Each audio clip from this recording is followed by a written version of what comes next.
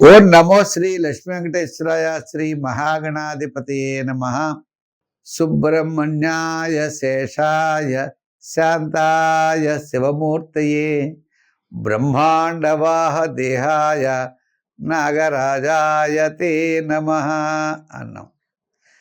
ఏమిటంటే ఈ వారం మనకి మార్చి 1వ తారీఖు నుంచి మార్చి 7వ తారీఖు వరకు మధ్యలో 4వ తారీఖు నాడు ఒక గ్రహణం ఉన్నదండి. ఈ గ్రహణం సింహరాశి వారికి అంటే పుబ్బా నక్షత్రంలో ఈ గ్రహణం పడుతోంది. చంద్రగ్రహణం 3:19 మధ్యాహ్నం ప్రారంభమవుతుంది. సాయంత్రం 6:42 వరకు ఉంటుంది.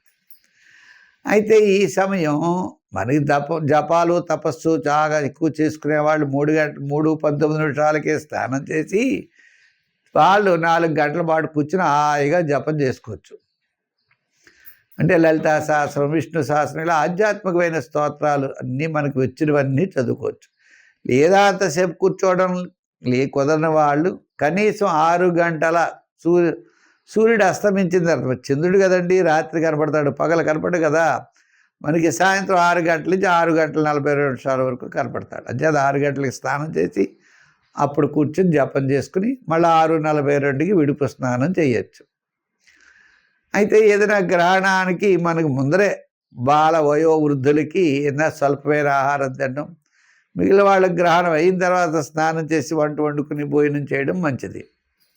ఎంచేత గ్రహణ సంబంధమైనటువంటి విషయాలు ఉన్నాయనుకోండి, గర్భిణీ స్త్రీలు కదలకుండా ఉండడం, ఇటువంటివన్నీ చేయాలి. ఎంచేత ఆ సమయంలో ఉన్నటువంటి రేసెస్ పెద్దగా అనుకూలంగా ఉండవట. ఆ రేసెస్ ఎక్కడ పడితే అక్కడ పదార్థాల మీద పడినా అవి పదార్థాలు పాడవుతాయి. ఇలా వేటి మీద పడినా కూడా వాటి ప్రభావం ఎక్కువగా ఉంటుంది. అయితే ఆ ప్రభావం తగ్గించడానికి మన పూర్వీకులు ఏం చేశారో తెలుసా? చక్కగా మనకి బరిహిస్సు అని ఒకటి పెట్టారు. ఈ బరిహిస్సు ఉన్న చోటకి ఈ రేసెస్ పడవట. సైన్సు మన వాళ్ళు ఏం చేసినా, ఒక పూర్వీకులు ఏది చేసినా మనకు ఉపయోగపడేది ఆరోగ్య సూత్రాలని చేసేవారు. అది చేదస్తం కాదు. ఆ యొక్క బరిహిస్సు వేసుకుంటే ఆ కిరణాల వలన పడేటువంటి చెడు రేసెస్ అక్కడికి వ్యాప్తి చెందవు. అందుగురించినే యజ్ఞయాగాది క్రతువులు చేసినప్పుడు అగ్నిగుండం చుట్టూ కూడా ఈ బరిహిస్సు వేస్తారు. ఇంకా విచిత్రమైన విషయం తెలుసా? పెళ్లి కూతురి పెళ్లి టైంలో ఈ యొక్క బరిహిస్సుతో తయారు చేయబడిన తాడు కడతారు. ఎందుగురించని ఏమి ఆమెను వ్యాపించకుండా ఉండడానికి. అంచేతనే వాళ్ళకి ఏ విధమైన అనారోగ్యాలు రావు. ఈ విధంగా మనకి కొన్ని నియమాలు అనేవి గ్రహణ సమయంలో పాటించేటువంటి అవకాశాలు ఉన్నాయి. చేత ఇష్టం వచ్చినట్టు తింటే ఏమవుతుందంటే తర్వాత ఇబ్బంది కలుగుతుంది. అంచేత సూత్రాలను పాటించడం, ముఖ్యంగా గ్రహణం అయిన తర్వాత ఇల్లంతా శుభ్రంగా కడుక్కుని చక్కగా వంట వండుకుని పదార్థాలు భుజించడం చాలా శ్రేష్టం. ఊరగాయలు లాంటి అటువంటి వాటికి ఇవి బరిహస్సు ఉపయోగించేవారు అన్నమాట. ఈ విధంగా ఈ సింహరాశి వారు మాత్రం ఈ గ్రహణం చూడకూడదు. ఈ పుబ్బా నక్షత్రం వారు చంద్రబింబాన్ని మరుసటి రోజు ఒక ఘృతపాత్రలో వేసి బియ్యంతో కూడి దానం చేయడం చాలా మంచిది.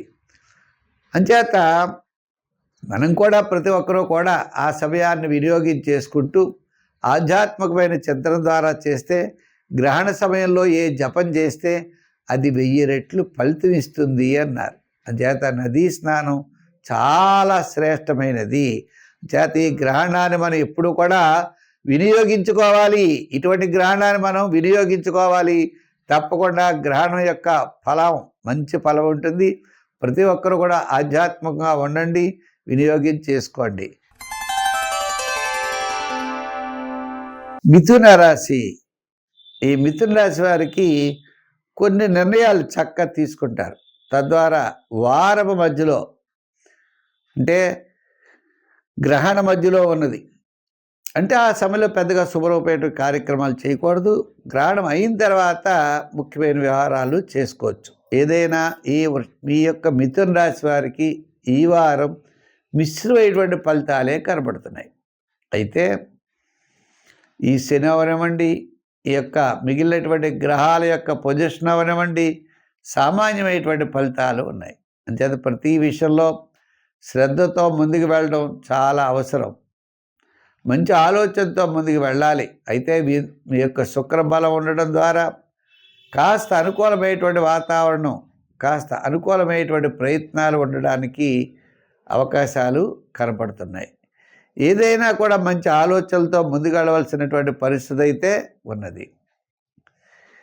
క్రయ విక్రయాదుల్లో సామాన్యమైన ఫలితాలు, వృత్తుల్లో, ఉద్యోగ వ్యాపారాదుల్లో కూడా ఆర్థిక పరంగా సామాన్యంగా కనపడుతోంది.